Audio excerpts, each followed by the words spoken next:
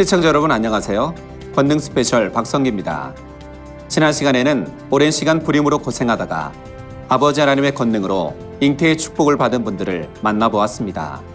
화면에 소개되었던 간증자들의 얼굴에는 행복하고 기쁜 미소가 가득했는데요. 오늘은 잉태의 축복 두 번째 시간으로 뱃속의 태아의 성별이 바뀌며 다운 증후군 고위험군이라는 판정을 받고도 믿음으로 건강한 아이를 출산한 간증을 소개해드리겠습니다. 권능 스페셜 지금 시작합니다. 바로 병원에서 다운 증후군 고위험군이라는 판정을 받았지만 믿음으로 당 회장님께 기도를 받은 후 정상화로 태어난 아이들입니다. 이렇게 당 회장님의 기도로 현대의학으로는 치료가 불가능한 다운 증후군을 온전하게 치료받은 사례는 이 아이들뿐만이 아닙니다. 2013년 2월 임규희 집사는 여느 때와 같이 집안일을 하고 있었습니다. 그때 걸려온 한 통의 전화. 전화가 오는 거예요. 보니까 병원이더라고요. 병원에서 네? 다운 증후군 고위험군으로 검사 결과가 나왔으니까 병원에 방문하셔서 자세한 설명을 들으시라고 이제 말씀해 주시는 거예요. 그 순간에 저는 뭐 하늘이 무너지는 것 같았고 눈앞이 깜깜했었죠. 가슴이 철렁 내려앉는 그런 심정이었었죠. 임규희 집사로부터 태중의 아기가 다운 증후군 고위험군이라는 말을 전해들은 김문진 집사. 그는 그 당시를 이렇게 회고합니다. 저희가 10년 만에 둘째 아이를 갖게 됐는데요. 오랜만에 아이를 가져가지고 기뻤습니다. 그런데 다운 증후군이라는 소식을 듣고 저희 아내 집사하고 저하고 많이 마음이 무거웠습니다. 한 여론조사에 따르면 태아의 다운 증후군 진단을 받은 임산부 10명 중 8명은 불법 낙태를 할 정도로 현대의학에서는 그 해결책을 찾을 수가 없는 것이 오늘의 현실입니다. 33명 중에 1명이라는 수치는 상당한 고위험군에 속합니다. 태아가 다운 증후군이라는 말을 들으면 대부분의 사람들은 이내 낙담하여 낙태를 결심하게 되거나 혹여 출산을 하더라도 아이를 기르는 과정에서 쉽지 않은 길을 가게 됩니다. 만약 여러분이 그 입장이라면 어떤 결단을 내리시겠습니까? 여기 목자의 공간 안에 있는 만민의 성도들은 무언가 달랐습니다. 믿지 않는 사람들은 사실 믿어지지 않을 것 같아요. 제 생각에는. 왜냐면 목자를 모르기 때문에, 목자님의 권능을 모르기 때문에. 예, 2013년이 밝아왔습니다. 근본의 소리가 오늘부터 바래집니다. 근본의 소리에는 엄청난 역사들이 따라요. 정말 믿고 신뢰한 분들은 자유의지도 꺾어주세요. 그래야 반석으로 들어오고, 그래야 영으로 들어오고, 그래야 온영으로 속히 들어올 수 있는 거예요. 비록 눈에 보여지는 현실은 암담했지만 이들 부부는 당 회장님을 향한 신뢰의 마음이 일심동체였습니다. 그러하기에 염려가 없었습니다. 하지만 말씀을 통해 들은 대로 원인 없는 질병은 있을 수 없습니다. 그걸 연결돼 자녀에게 징계가 가는 걸 봐요. 하나님은 다 사랑의 하나님이라 자녀를 징계함으로 그 부모를 회개시킨다든가 믿음을 심어준다든가 구원에 이르게 하시려고 하나님은 그러시지, 그 부모가 잘못한 걸 자녀를 징계해서 자녀가 잘못되게 하지는 않거든요. 제가 임신됐다라는 사실을 알게 됐을 때 감사하지 못했어요. 막 불평원망을 했었죠.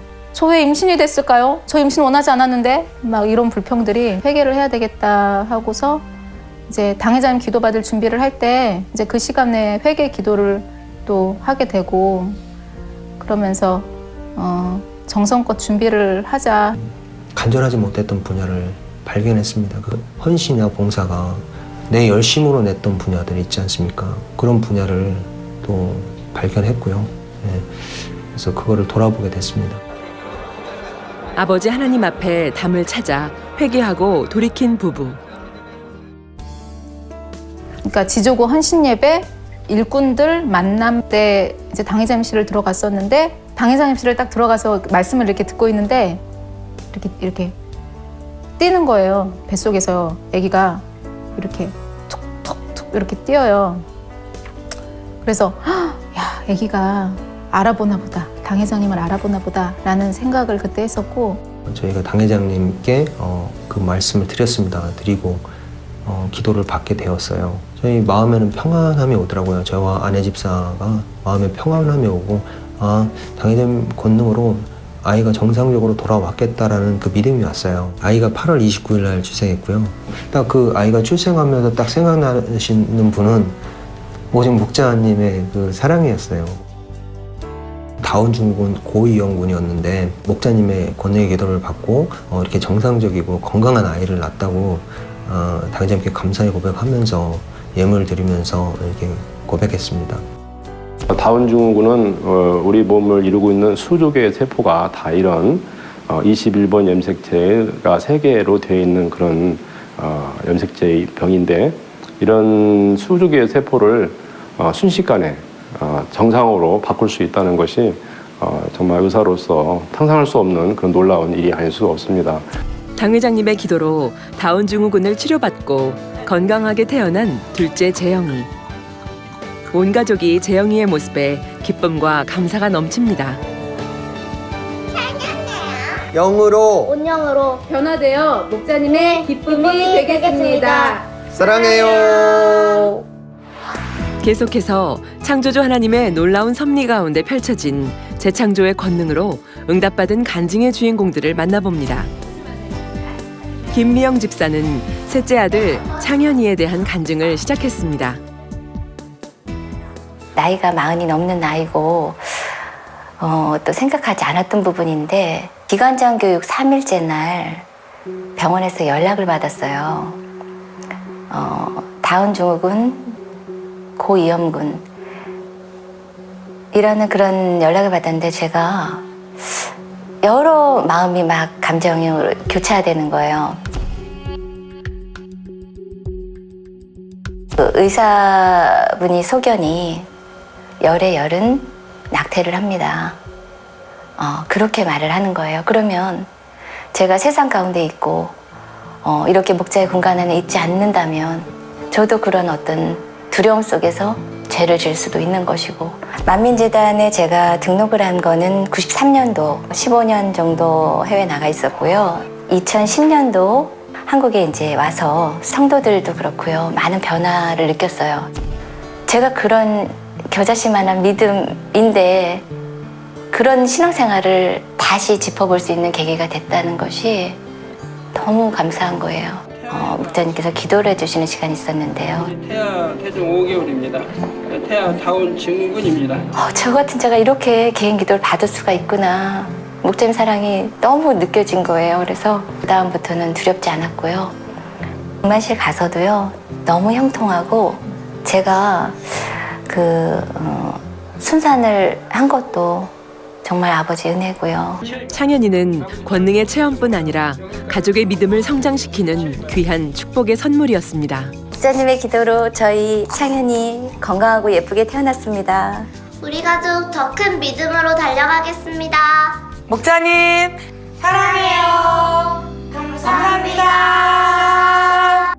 재창조의 권능은 해외에서도 동일하게 역사되고 있습니다. 캐나다 캘거리 만민교회 권준철 박은진 집사 역시 첫 아이 임신 당시 다운증후군 진단을 받았습니다. 캐나다 처음 와서 저희 캘거리 만민교회 김춘호 목사님을 만나 뵙고요. 그래서 만민의 양떼가 되었습니다. 그리고 아무것도 가진 것 없었는데 또 목자님의 기도를 통해서 많은 축복을 받았는데요. 첫째 아이가 뱃속에 있을 때 다운증후군이 크게 의심되는 그런 상황이 있었습니다. 근데 목자님의 기도를 통해서 3.6kg로 건강하게 아이가 나왔고요. 지금은 당 회장님 기도로 치료받은 큰딸 예지뿐만 아니라 둘째 딸 예슬이까지 온 가족이 주 안에서 행복합니다. 당 회장님 사랑합니다. 감사합니다.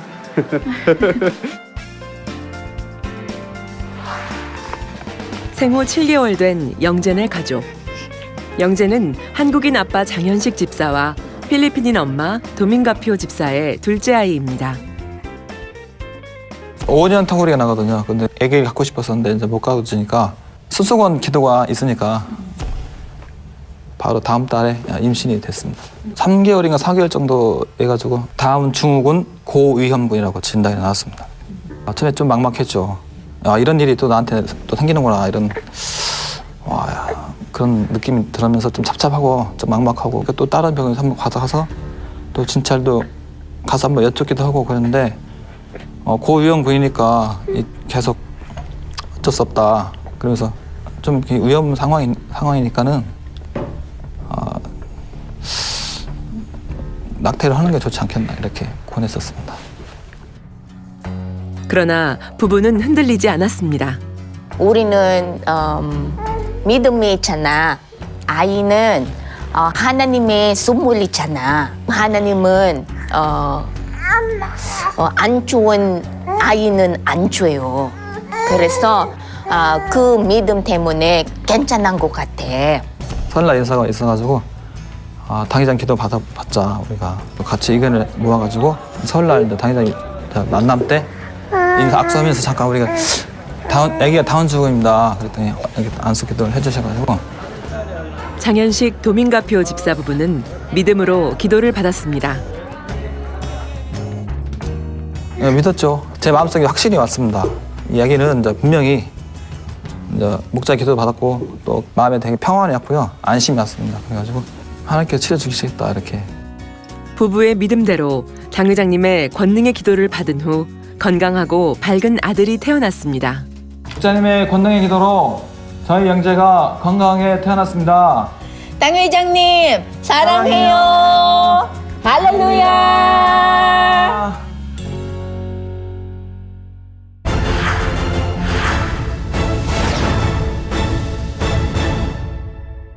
임신 5개월 때 병원에 가서 이제 기형아 검사를 했는데 다운 증후 수치가 너무 높다고 목자님께서 기도해 주시고 다시 이제 그 주 월요일 날 정상이라고 의사 선생님께서 그렇게 말씀해 주셔서 지금 너무 씩씩하고 건강하게 잘 자라고 있습니다.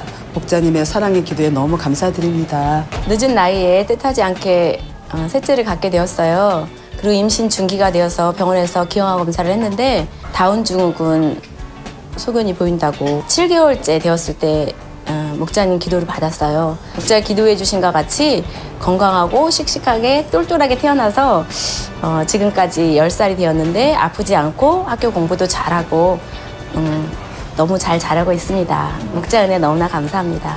임신 16주 때 기형아 검사를 받으러 갔고요. 다운증후 너무 위험하다고 고위험군에 1대5라고 그날이 저희가 수련회 바로 전이었기 때문에 수련 때 지난날 잘못했던 신앙생활을 회개했고 목자의 전체 기도를 받았고 마음의 확신을 갖고 돌아와서 양수검사를 받았는데요. 정상으로 판정이 났고요.